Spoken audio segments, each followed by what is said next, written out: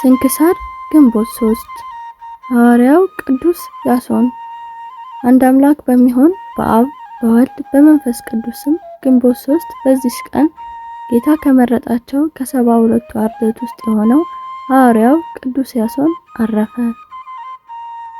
ይህም ቅዱስ ከሐዋርያት ጋር ወንጌልን በሰበከ ጊዜ ብዙ መከራዎችን በክብር ባለቤት ጌታችን ኢየሱስ ክርስቶስ ስም ተቀበለ። ድንቅ ታምራትንም አደረገ። በ50ኛው ቀን ከሐዋርያት ጋር አጽናኝ መንፈስ ቅዱስን ተቀብሏልና። ትውልዱም በጠርሴስ ሀገር ነው። ከጠርሴስም ሰዎች አስቀድሞ አመነ። ሐዋርያው ቅዱስ ጳውሎስም ከተሰራና ካመነ በኋላ በብዙ ሀገሮች ተከትሎ በወንጌል ትምህርት አገለገለ። በተሰሎንቄ ከተማም ከጳውሎስ ጋር ይዘው በመጎተት ከተሰሎንቄ ገዢ ዘንድ አቀረቧቸው። ከዚህ በኋላ በጠርሴስ ሀገር ቅዱስ ጳውሎስ ኤጲስቆጶስ ሾመው።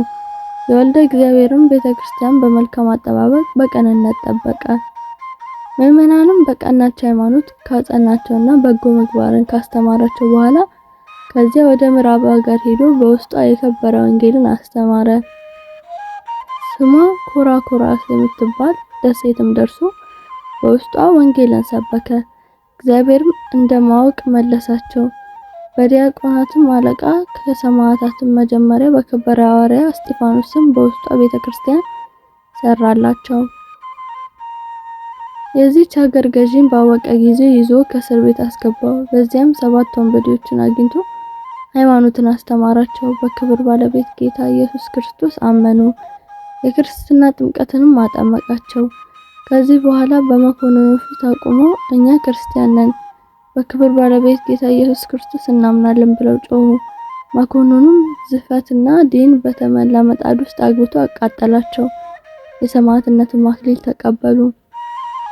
ከዚህ በኋላ ቅዱስ ያሶንን ከእስር ቤት አውጥቶ ብዙ አሰቃየው። ነገር ግን ምንም ጉዳት አልደረሰበትም። የንጉሱም ልጅ ከቤቷ መስኮት ሆና አይታ በክብር በጌታችን ኢየሱስ ክርስቶስ አመነች። ልብሶቿንና ጌጦቿን አውጥታ ለድሆች ለምስኪኖች ሰጠችና ከዚያ በሐዋርያት በያሶን አምላክ በክብር ባለቤት በጌታችን ኢየሱስ ክርስቶስ ታመነች። አባቷም ሰምቶ እንዲያስሯት እንዳዘዛቸውም አደረጉ።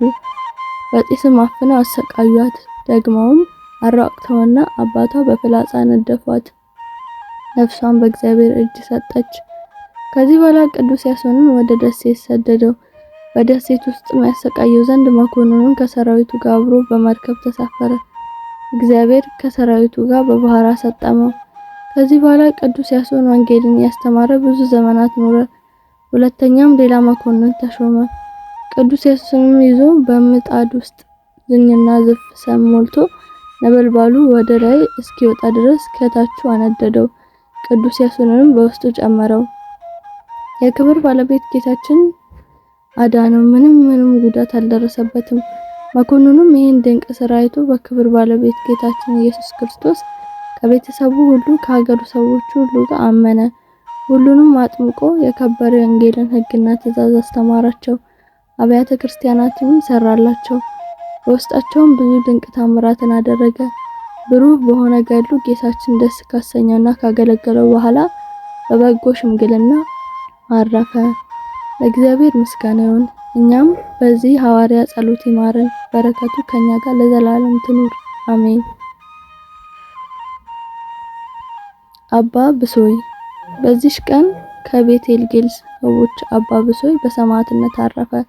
ይህንም ቅዱስ በመናፍቃን በማቃለል ሰውነቱን በማጣመምና በመቁለምም አሰቃዩት። የእግዚአብሔር መልአክ በእጁ አክሊል ይዞ አትፍራ፣ ጽና፣ እነሆ በእጅ ውስጥ አክሊል አለው። ደግሞ ብዙ አሰቃይተው ወደ እሳት ጨመሩት። ተጋድሎም በዚህ ፈጸመ። ለእግዚአብሔር ምስጋና ይሁን። እኛም በጸሎቱ ይማረን፣ በረከቱም ከኛ ጋር ለዘላለም ትኑር። ብሩክት ወለተ ማርያም። በዚህ ቀን የተባረከች ንግስት ወለተ ማርያም የዕረፍቷ መታሰቢያ ነው። እርሷም የንጉስ ወናግን ሰገድ እናቱ ናት። ለእግዚአብሔር ምስጋና ይሁን። እኛም ከመከራ ሁሉ ያድነን ለዘላለሙ አሜን። ቀሲስ አውሳቢዮስና ሰማዕት ቅዱስ ሴም። በዚህ ቀን ደግሞ የከበረ ቀሲስ አውሳቢዮስና የሰማዕቱ ቅዱስ ሴም መታሰቢያቸው ነው። ለእግዚአብሔር ምስጋና ይሁን። እኛም በቅዱሳኑ በጸሎታቸው ይማረን ለዘላለሙ አሜን። አምላካችን ከቅዱሳኑ በረከት አይለየን።